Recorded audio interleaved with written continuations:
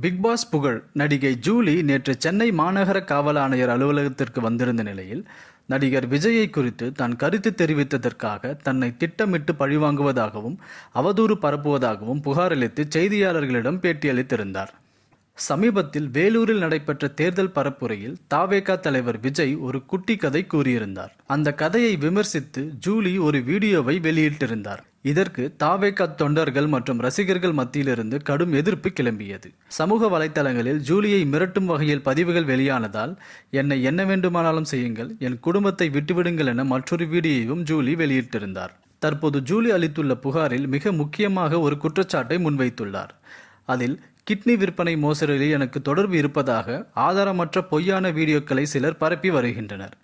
இது எனக்கு பெரும் மன உளைச்சலை ஏற்படுத்துகிறது என ஜூலி தெரிவித்துள்ளார். தாவேகா நிர்வாகி உட்பட மொத்தம் 8 பேர் மீது ஜூலி புகார் அளித்துள்ளார்.